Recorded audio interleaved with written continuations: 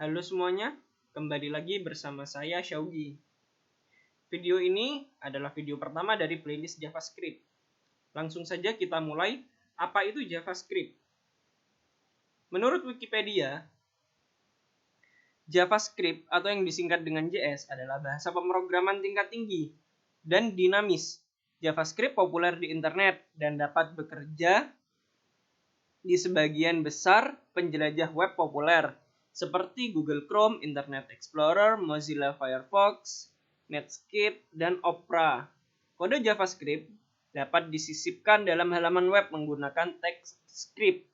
JavaScript merupakan salah satu teknologi inti dari World Wide Web atau yang biasa kita singkat dengan WWW selain HTML dan CSS. JavaScript membantu membuat halaman web interaktif dan merupakan bagian aplikasi web yang esensial. Kemudian berikutnya, kenapa kita kok mempelajari JavaScript? Yang pertama karena JavaScript bahasa tingkat tinggi. Maksudnya apa? Dalam bahasa pemrograman, ada beberapa tingkatan. Semakin tinggi tingkatnya, maka bahasanya akan menyerupai bahasa manusia. Sedangkan sebaliknya, jika semakin rendah tingkatnya, maka bahasa itu semakin dekat dengan bahasa mesin. Yang kedua, dinamis. Variabel dalam JavaScript itu dapat berubah-ubah. Tidak seperti bahasa lainnya yang tipe datanya harus ditetapkan terlebih dahulu. Di JavaScript, kita tidak perlu menetapkan tipe datanya.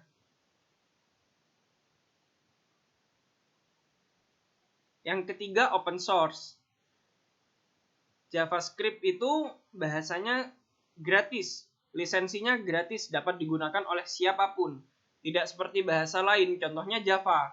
Jika kita menggunakan Java, ada beberapa bagian dari Java yang kita itu harus membeli. Kemudian yang terakhir dan paling penting, multi-platform. Jadi JavaScript itu dapat berjalan di segala macam platform. Contohnya saja di web. Untuk web dibagi menjadi dua, ada front end. Di front end JavaScript itu memiliki beberapa library dan framework. Contohnya seperti Angular, React, dan Vue. Kemudian berikutnya ada back end. Di back end juga JavaScript memiliki beberapa framework. Contohnya seperti Express.js, Adonis.js, dan Koa. Ada juga satu framework yang framework ini memiliki front end dan juga back end, yaitu Next.js. Kemudian yang berikutnya ada aplikasi desktop. Ada beberapa framework khusus yang bisa kita gunakan dalam membuat aplikasi desktop. Contohnya adalah Electron.js dan React Native for Windows and macOS.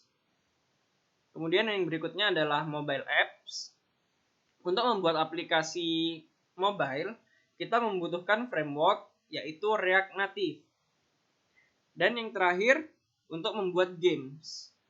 Untuk membuat games, kita dapat menggunakan framework yang namanya Phaser.js. Seperti yang biasa kita tahu, game yang dikembangkan dengan JavaScript biasanya game yang berada di browser atau yang menggunakan HTML5. Mungkin hanya sekian video ini, nantikan video berikutnya dan sampai jumpa kembali.